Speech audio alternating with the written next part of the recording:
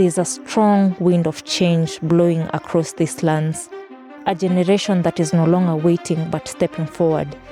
Young people are finding their voice in conservation, in leadership, and in their communities, challenging what has been while holding on to who they are. It's a shift from waiting to action, from being overlooked to being heard. And while the challenges remain, this generation is choosing to rise. Because when addressing the future, one has to address the obstacles and expose the reality. Welcome to Jasiri. Enjoy.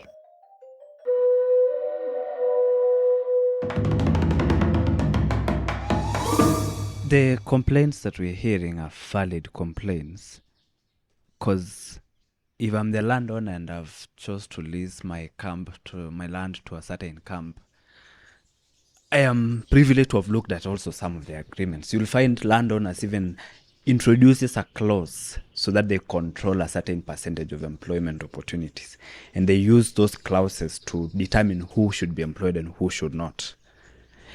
Because you see, some of these people who erect camps in Mara are foreign nationals. So probably maybe for them it could be a huge task to get people who will work with them. So majority of the decisions about employment are determined by the landowners who've leased their land to camps.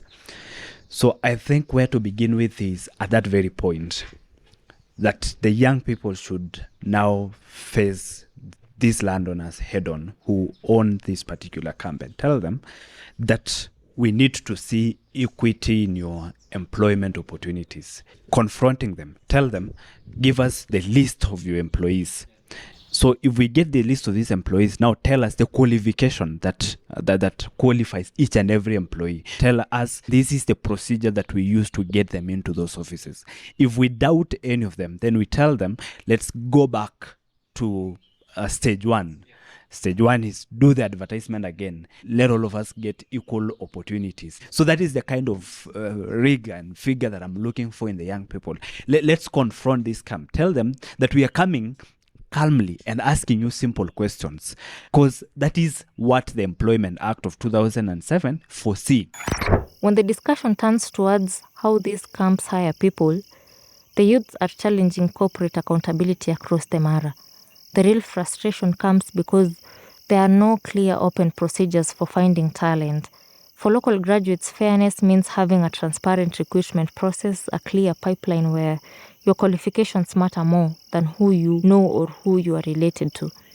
By suggesting that unfair or hidden hiring lines should be reset back to an open application stage, the youths are calling for a clear rule and fair checks.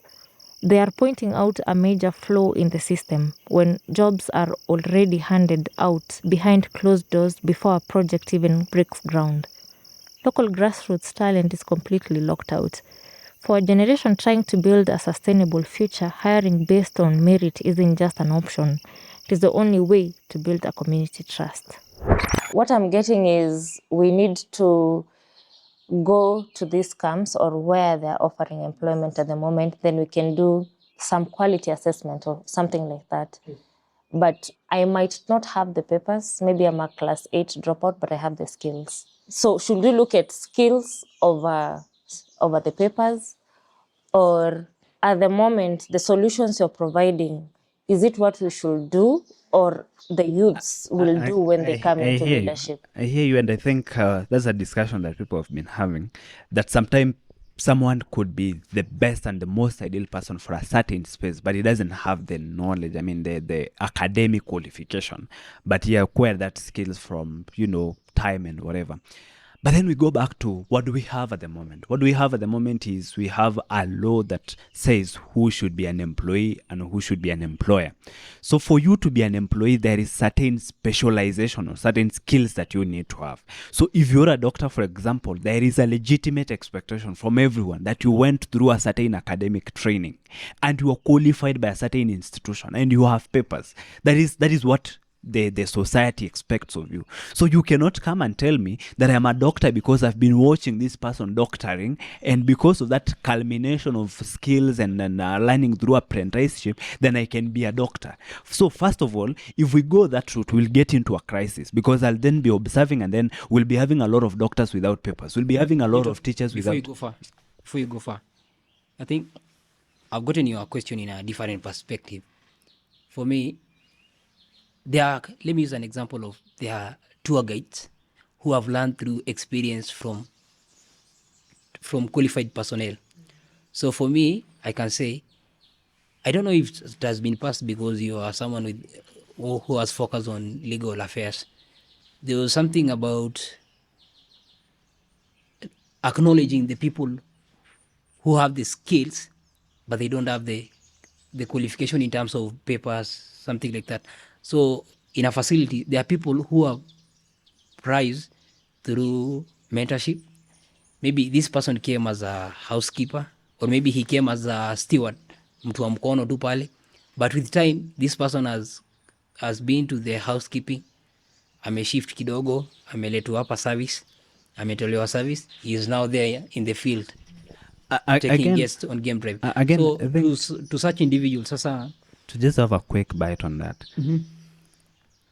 The question we need to ask ourselves is, will that work in the favor of youths, or, in the favor of the aged people? I think that will work in the favor of the elder generation. Why? Because it's them who are not privileged to have gone through education. It's them who are employed as managers without necessarily having that qualification. But for youth, any youth, even myself, for example, I have a bachelor's degree, but it's not too late for me to go back again to class if there is a certain specialization that I need. It's not too late. If we are to go that route, we'll get into a crisis. Why? Because we're not having a challenge of people with skills or people without skills.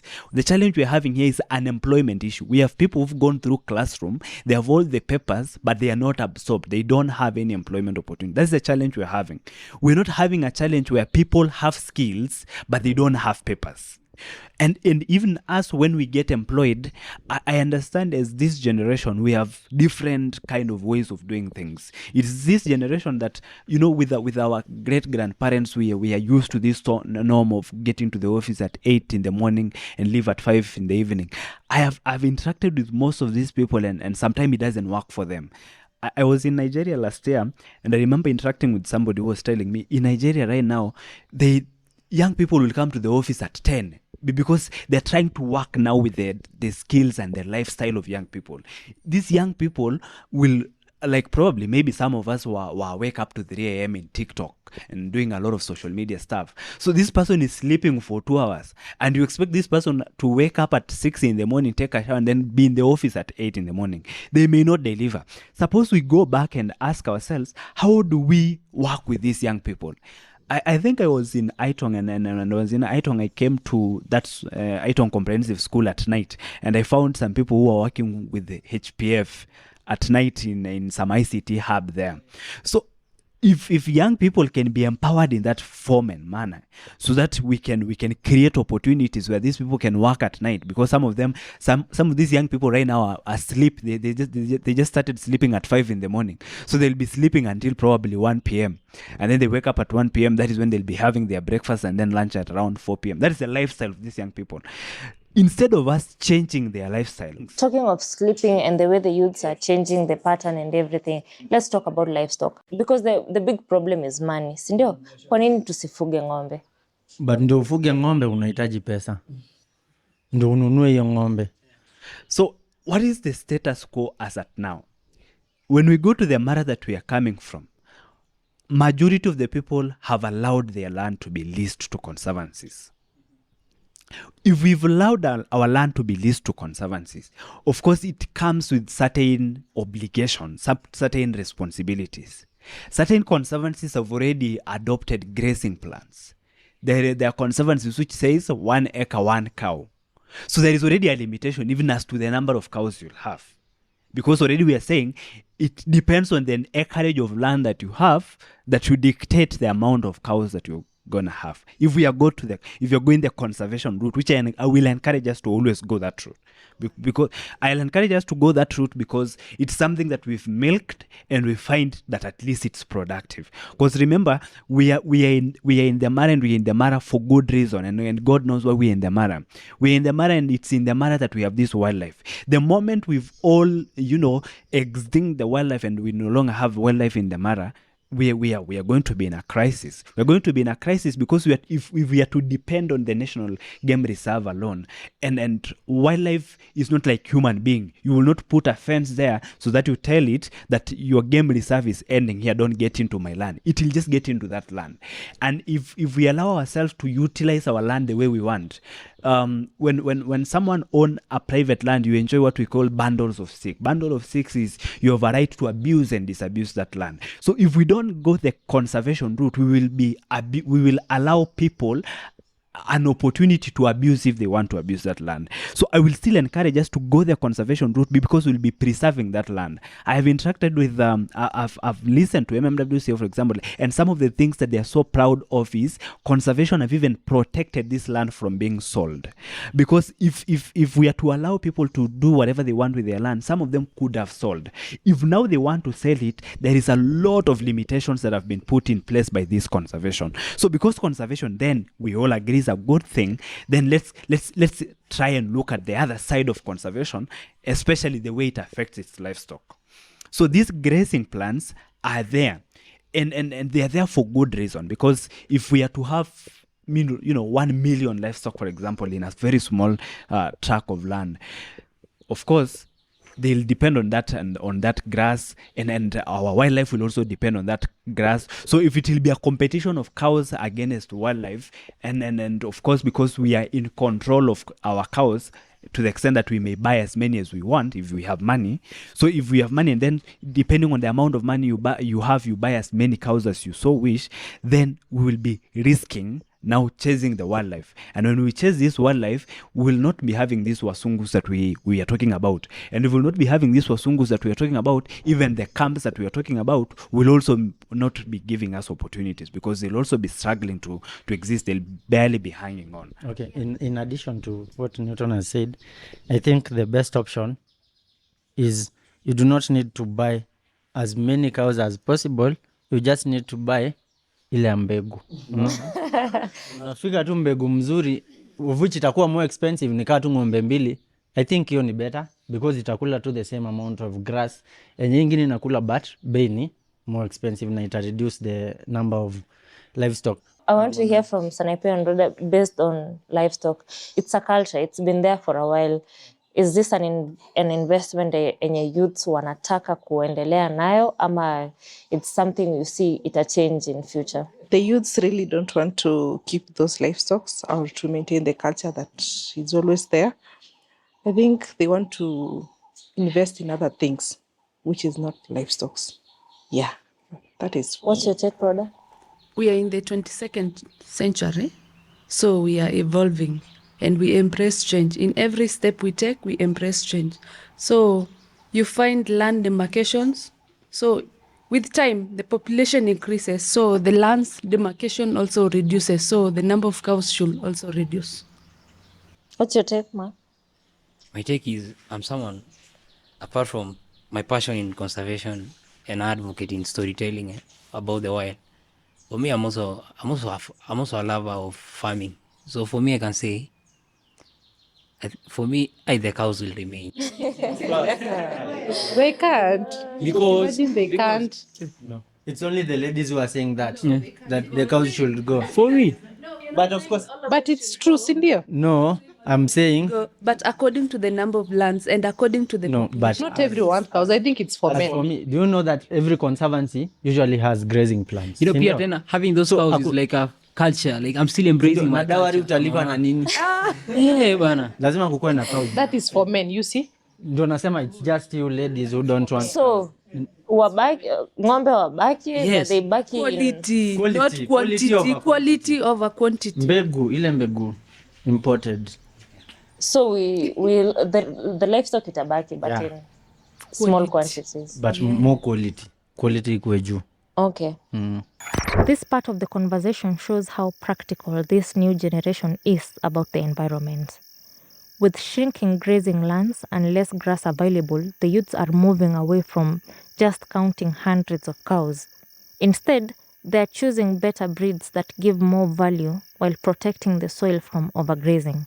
Because of limited space and the need to protect wildlife and tourism, the future will naturally see smaller herds. Many young people are choosing to put their money into modern businesses and career investments instead. Yet for young men, cattle will always remain essential. It is not just about the money, it is a deep cultural need. From paying dowry to honoring sacred traditions, cows remain the ultimate anchor of Maasai identity. The youths are proving that you can adapt to the modern world and protect your ecosystem without losing who you are. Let's drop back into the room. But just as we're about to wind up, one of the panelists said, There's no time in the Maasai culture that women have been included than this time. Right now, a lady can own land if she's widowed. If If. That is if. No, I'm just If saying. only. But it's true. If she's widowed, she can own land. She can receive the rates from the conservancy until the sons, I think, they come to age. Sindio? Still goes to the men. No problem. But still, okay. You so, you wait, still have wait, the wait right a to minute, buy land. kidogo. This lady will own this land until the Son comes to age which age? 18. Not Or- 18. No, I don't think 18 because let's just say 20 something because unajua lazima tena There's uweze no kuhandle. structure of until maybe washakuwa wazai. hadi ya tairi. I think tahiri tena hapana. No, I think no. Let's just say 25. Ndio at least conservancy ione hata akipata hizi funds anaweza use to the betterment of his family. Sawa? the word kutahiri used in these spaces, which translates directly to circumcision, in Maasai culture, it's far more than a medical or physical procedure. It is the ultimate sacred rite of passage. It is the exact moment a boy transitions into a man, a warrior, and a protector of his community. Historically, passing through this rite meant inheriting immediate respect, leadership roles, and ancestral responsibilities. Another thing, women have been included also in support from organizations like MMWCA through women's groups, The VSLS, Trust. yeah, the chamas. So they are being supported. And since I'm usually sometimes on the ground, it has really helped women. They are now, most of the women in some conservancies have even become more economically stable than their husbands because they have so many businesses. Mama ako kwa kuku, ako kwa asali, ako kwa shop, ako na biashara mingi, like income, hata ategemei mzee in anything. Sawa. Another thing, in let's say sasa our Maasai culture, I think that even in conservancy in leadership positions, they have also been through the 2/3 gender rule. They've been engaged also in leadership positions in conservancies and in organizations. So at least right now they've been recognized more than if we compare it to the past. Yeah. But we- Alafu, let me say something. Let me just say Yeah. something. I am still Conservancy the ziko. only lady. So we Yenyu. yes. Whatever one time said, it's true, by the way. That is what it is happening at home. There's beekeeping, there's chicken. They do a lot of things, by the way. Women have been given positions, unlike before. So I think it's now better, unlike before. Okay. Yeah. Mark, you were saying? There's something, and maybe in future I'll start advocating for the boy child Ah. because we guys have been left. Even yesterday when we left from the venue where we were, you could just see the boys. Manze, ndio walevi nini. Let me tell you something.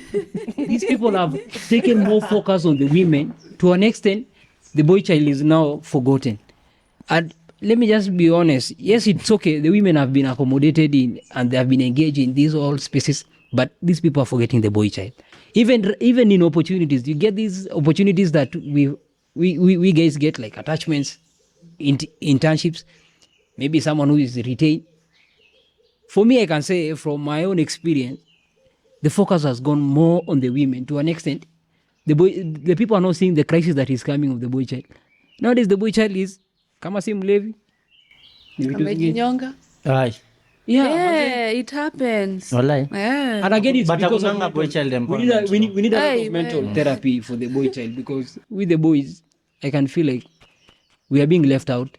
Even you find maybe we are trying to find a solution to do something. You find lazima ujisimamie kama mwanaume. Kama si wewe, it's not you. And again, the boy child is like we are like abandoned to an extent. You can't speak yourself. You get, so you feel like when I want to speak out, But you're of what not I'm going supposed to through, show your emotions. you get such a thing. For me, I can say sisi kama maboys, Lakini Simama hiyo kama mentality mwanaume. ni wanawake waliweka, si wanaume. Because ukipata mwanaume akilia ni shida. Ati unalia nini? So Je, wanaume no, walia. but I think si mbaya sana, because still pia sisi tuko na some upper hand bado, because in land ownership, decision making, kuna tu some things, but sasa ukikuja in the modern life sasa ndio inakuwa worse, because unajua in the modern life kila mtu mostly unatritiwa same, hakuna story na culture ama story ka hizo, so unapata hapo sasa ndio boy child anacho. But huko hivyo siwezi sema ni mbaya sana, but I think saizi I think venye wali concentrate on the girl child, because girl child ndio ilikuwa inaumianga sana. But sasa tukikuja maybe sasa in the modern life, I think sasa hapo ndio pia boy child. But in your conservancy, do you sit down and let a lady or a woman from within the community address you? Of course, mbona You don't say mwanamke hawezi tuongea. nani alikuambia? No, we still have it. Hakuna, That is why I'm talking out of the experience. Basi huko ni huko. it happens But only with the elders. Now, this is where the conversation gets incredibly honest, exposing a very complex reality across the landscape. While everyone in the room celebrates the long overdue progress and inclusion of women in conservation, it has brought a new fear to the surface. The worry that the boy child is being left behind in the process. It forces us to ask a difficult question. Are we witnessing a slow erosion of culture, or is this just a painful but necessary evolution? Traditionally, being a man in Maasai culture is defined by specific sacred roles, being the primary protector, the decision maker, and keeper of community wealth. But as modern resources, education, and leadership opportunities are reallocated between the boy and the girl child, the very foundation of what manhood means is shifting. The youths are pointing out a delicate balancing act. They are reminding us that true community empowerment cannot be zero-sum game where one group wins and the other loses. For a generation trying to build a completely unified future, the goal isn't just to shift the scales from one side to the other, but it is to redefine our culture roles so that both young men and young women can rise together on equal terms. Let's drop back into the room as the panel grapples with how to find this true cultural balance. Based on this discussion, kile ninaona ni we all have very good solutions, and we also have people from representing different conservancies. Na kile naona ni we are bitter, we are demanding for more, tuko divided in a way, or we are separated in a way, but tuko hapa ku provide the solutions, ndio. Ni nini, what is the route to the harmony? Ni nini itafanya tusikizane sisi wote kama youths and make sure that the road going forward itakuwa much better? I think giving equal opportunities will help to both men and women. So equal opportunities in Job. in employment In opportunities. employment positions, yes. Okay. And also, I think we should practice unity and integrity. Integrity is doing the right thing. Transparency, in short. Yeah, We should transparency. have transparent systems. So what are we being transparent about? In job opportunities, like the job opportunities that we are posting, let it be transparent to an extent. The person you are going to employ is someone skilled, and it's someone who has met all the qualifications. And also these trainings or the workshops, we should not be taking the same people daily. Come day in, day out. We should alternate the people so that we get their views. I think youths wanafaa kuchagua watu wenye wanawafikiria. What will lead us in making sure that whoever we are electing need the right youth, the right leader? No, if it's a conservancy, we will know. because we usually know those people who are outspoken in the conservancy, the youth wenye wako na influence, at least akiongea ako like hakuna ile uoga, hakuna kusugarcoat anything. You see, we also need people who like wako na integrity, despite iende aje ama iende aje, they'll still be for us. Just to add on, maybe solutions that we can also have is frequent engagement of youth, like having frequent engagement, because with time, people expound, people come up with more ideas. So in having more frequent engagements with the youth, we'll find solutions to our daily way of life. And again, maybe also utilizing the social media platform. You can find their youths in Instagram, Twitter, WhatsApps. If we can utilize all those platforms in reaching out to the youth, it can really help in. Yeah. And also, we should learn to recognize those leaders, our youth leaders, and also appreciate them, because it motivates them a lot. We are winding up, sawa? So let's keep this as short as possible. So nimesikia tunafaa kuheshimiwa kama leaders. Oh, yeah. Tunakupea heshima yako sasa. Okay, thanks so much. So before conservation came in, and at the very early stages of conservation in the 90s, when you hear our fathers na uambie anything about women, watakudismiss. During the times of kina Martha Karua, when we were having independence, women and leadership kidogo ilikuwa changamoto. Hence the reason why we had organizations kama kina FIDA Kenya and a lot of organizations pushing for women. But in this day and age, mahali kuna wanaume, kuna wanawake, almost now in equal measure. That to that, and it almost is in a 50-50 case study. Jana Jasiri, I think ladies were almost as many as gents. So right now, some of the issues ambazo tunaongelelea, time may solve some of them. Right now, changamoto ambazo nimesikia, especially for ladies, graduate. Wanasema, it's not that we are not getting these equal opportunities. It is that for me as a lady, I have to sleep with a man together. Those are the challenges women are facing at the moment. No, those are the challenges that we need to look solutions. Yeah. And it begins with the ladies. I had someone mention about integrity. You as a lady, unafaa ku stand firm na useme, I think I am qualified enough that I must not sleep with somebody to give sexual favors so that nipate your job. I think I'm beautiful enough to know that I'm beautiful. Nisiambiwe beautiful na interfere as a way of making a sexual advancement. Also, let's be empowered to the extent that I can pay for my own means. You see, now someone starts at a very basic level, ndakulipia your fare, ndakudrop, in fact ndakuwa town, anapata emergency ya kukua town just to make sure ana interview na kudrop. Unafika hapo na unaenda kulipa room, usilipe room, nitakupeleka pia. I have alafu unasema Mungu naye ni mwema. Manna from heaven. Manna from heaven. And I always tell the ladies this. You see, now the challenge with that is that sexual excitement is just so good for the first few minutes. After that, somebody amekutumia the next day, anajua you're so cheap, you just a call away, you just some 2k shillings away. So after umelipwa that 2k, you are there, speaking ill about you. The next day when he's tired of you and he needs to enjoy other beautiful ladies when wanakuja, the first thing he'll do is dismissing you ndio sasa pate to enjoy the rest. Unaona? So you will not notice that you're using a shortcut to kill your future. Kwa sababu utakuwa absorbed maybe for 3 months, 4 months, and already probably you're even incompetent umekuwa tu kwa hiyo job kwa sababu ya the sexual favors. Alafu na get into that, you want now to become the boss because you're the wife of the boss, and the man is already married to other 3 women in the village. So curses from children ambao wameachwa huko nyumbani bado zinakufuata, unatoka hapo umefukuzwa. So those are the challenges ambazo tuna experience at this point. So I agree fully, we need to have fair opportunities to all of us, both men and women.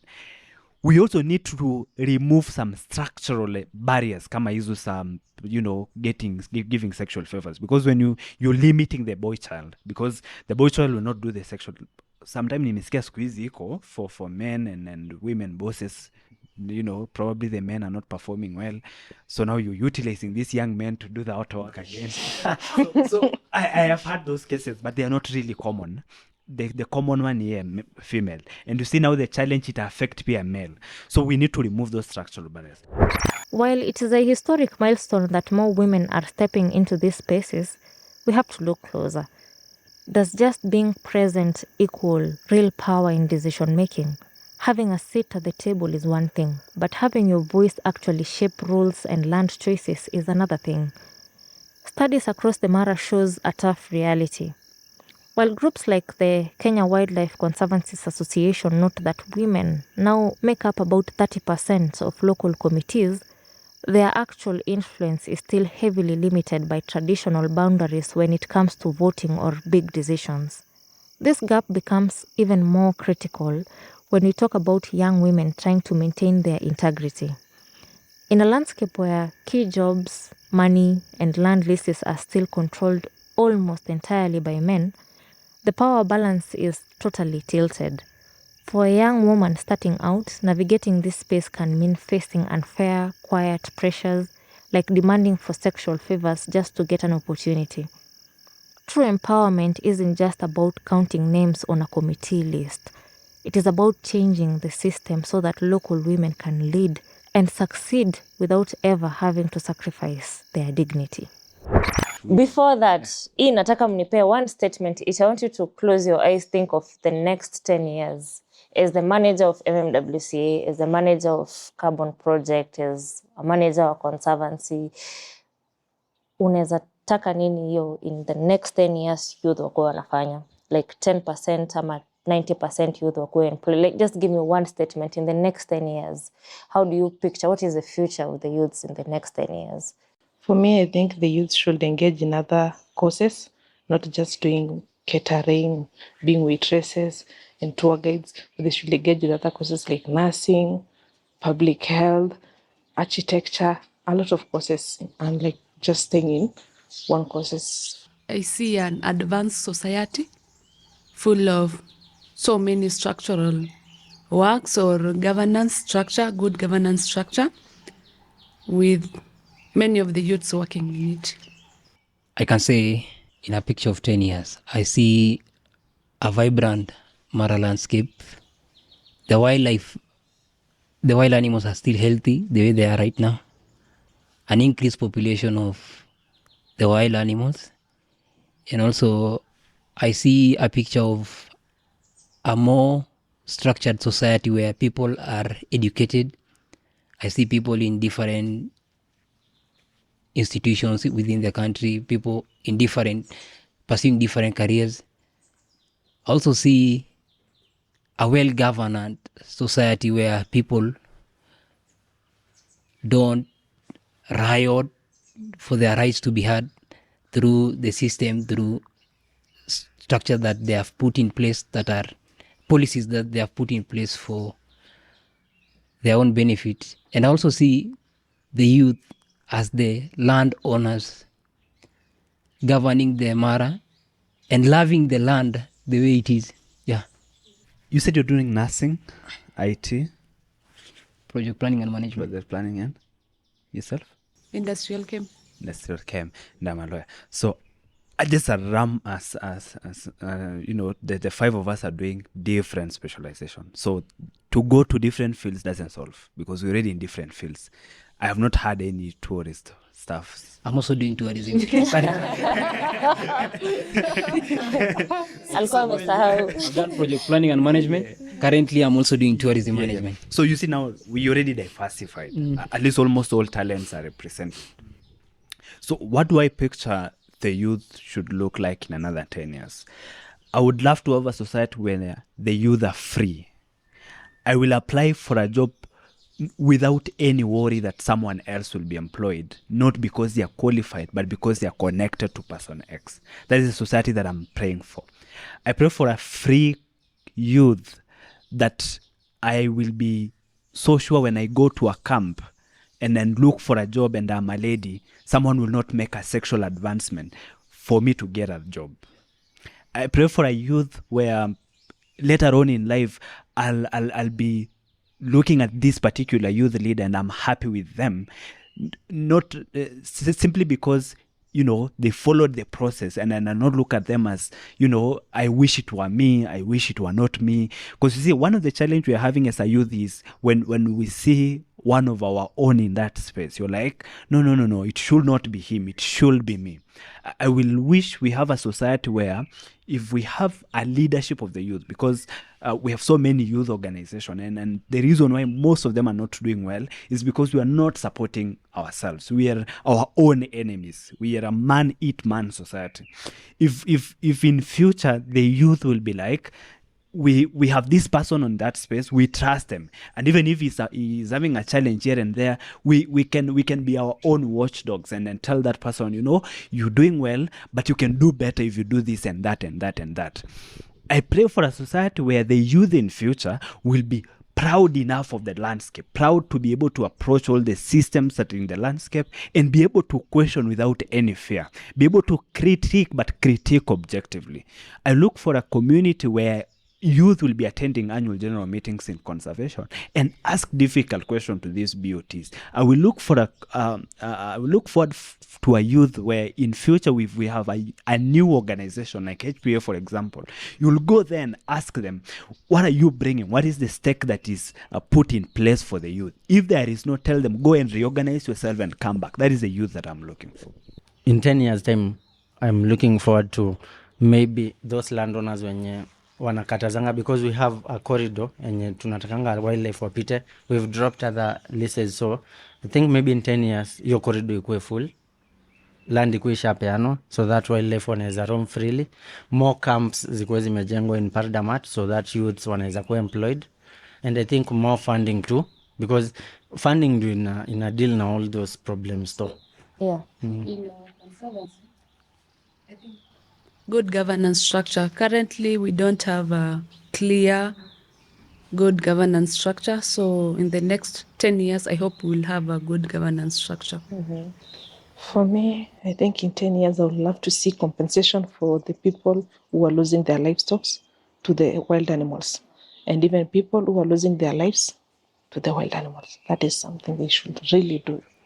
For me, I see in 10 years' time, I see that conservation is not separated from culture, because you find there are policies that come that really affect a bit of culture. So for me, in 10 years, I see a vibrant Mara where conservation does not affect also the culture negatively, like it impacts the culture positively.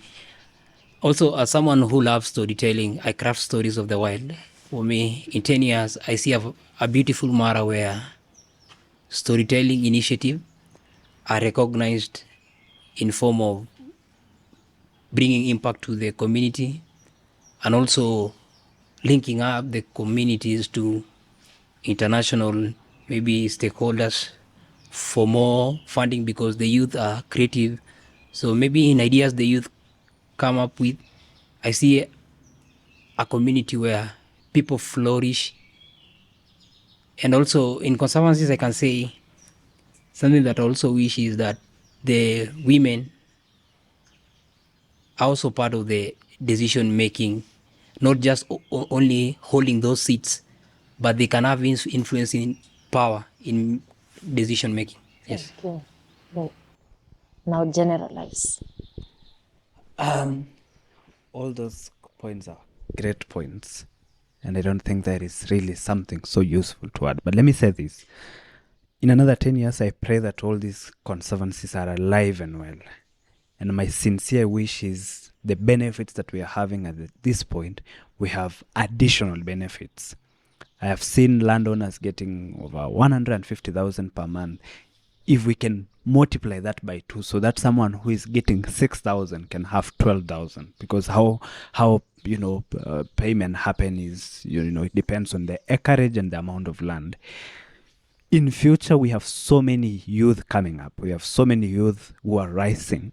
So we are expecting people to not have those huge tracts of land, because if someone has 150 acres of land and 15 youth, each of them is going to get 10 acres. So if we are to look at the benefits, if this father was getting 150,000, it's this 150,000 that we are dividing to these 10 youth. So as we picture these 10 years, let's also picture the benefits and ask ourselves, these conservancies should look for ways of, adding these benefits. it has done so well in things such as bursaries. It can also, continue doing even as much in empowering these students post-university, post-colleges. So conservation should pay. Correct. So that at least we enjoy the benefits of this conservation. I understand there are certain conservancies which do not have their TPs, their tourism partners, and then it's evident the challenges they are experiencing because the landowners have not really tested the sweetness of this conservation.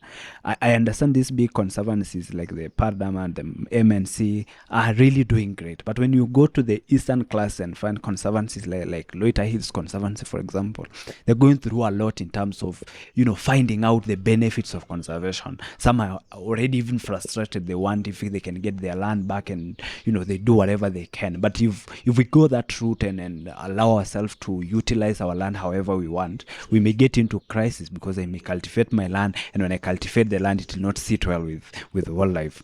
So we need to make sure that all these benefits are felt across the landscape and not just few conservancies. Let all the conservancies benefit. I will challenge organizations such as MMWCA, for example, to connect tourism partners to conservancies which do not have tourism partners so that they also enjoy these benefits. And I've said most of the youth will graduate from university, and sometimes the question is what next after graduation, and then what next is the brutal question that you have to chase a job, and we are always told kazi ni kutafuta kazi. So tukitafuta hiyo kazi, let these conservancies also keep us busy. Even if you cannot employ us, get us into training, get us into workshops that will give us skills, that will give us new talents, that will add our certificates, so that even when I expose myself to other opportunities, I go to Nairobi, and then when I go to Nairobi, I have additional certificates. I have my degree in nursing, for example, but I also have another certificate in climate action or something of that nature that I got from activities in conservation. Put us into a lot of volunteering, because it is in that volunteering that people get opportunities. Conservation is the best form of land use. As we wrap up today's episode, I'm left thinking about a question I get asked a lot. What does the Mara look like in 10 years? If you look at it through a camera lens, you might see more luxury lodges or more fences. But if you listen to the voices of the youths we spoke to today, you see a different map. In 10 years, I see a Mara where conservation isn't just something that happens to us, but something that is driven by us. I see a land where a young Maasai woman doesn't have to choose between her heritage and her career, where she can be a data scientist in the morning and a herder in the afternoon. The broader question for Jasiri is this: is the Mara a museum for the world to visit, or is it just a home for people to thrive in? If we don't solve the land use puzzle now, we might save the lions but lose the people. The people who have protected those creatures for centuries. Being Jasiri, being brave, means making sure that 10 years from now, the youth aren't just a challenge of the Mara, they are its greatest success story. The wind of change is already here, and it is being driven by the very people who have guarded this land for centuries.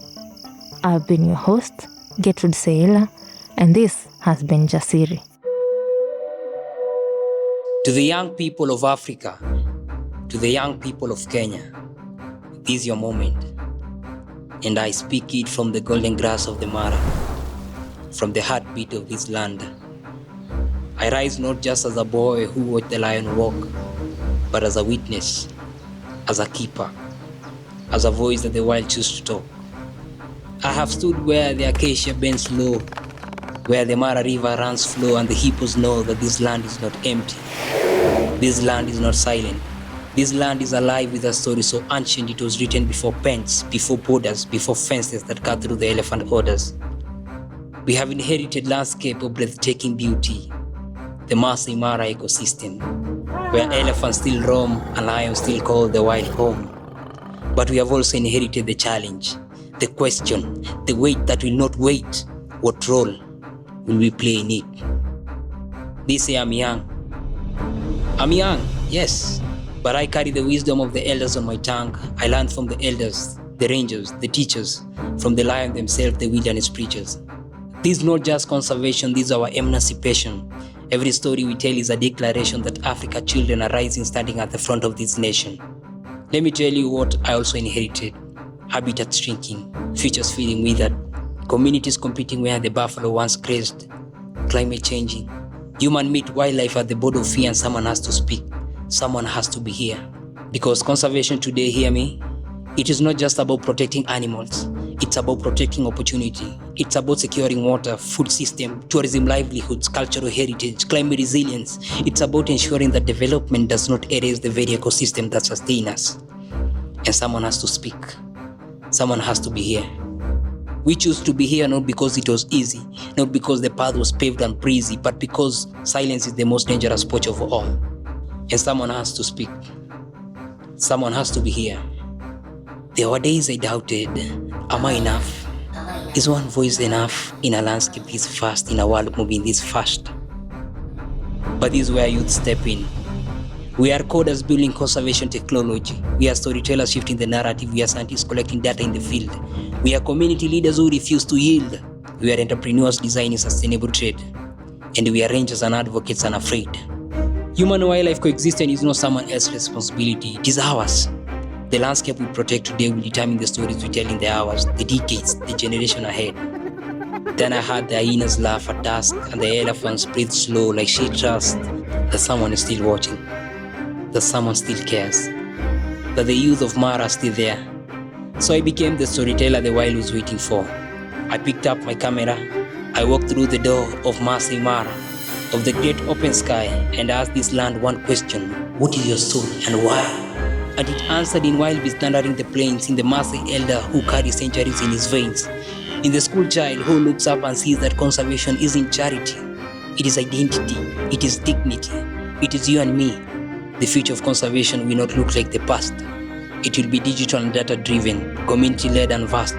It will blend indigenous knowledge with artificial intelligence, collaboration across borders, bold thinking, bold brilliance. And it will require courage. Courage to challenge the systems that are outdated, courage to pursue green careers underrated, courage to believe that coexistence is real, courage to lead not to follow but to build. So let us not wait to be invited to the table. Let us build the table. Let us lay the cloth, set the chairs, call the meeting, because the future of Kenya's wildlife and conservation is not something we witness from the bleating edge of the crowd. It is something we create and we say it loud. This is not just conservation, this is our liberation. Every life we protect is a generation saved. Every story we amplify is a seed planted in the soil of change. We are the youth. We are Africa. We are the Mara speaking. We are the lions roar in a language the whole world is seeking. And that work begins now. From the stretching landscape, we see it clearly. We are not just surviving, we are rising. This is our moment. This is our wild. This is the beginning, told by Africa's child.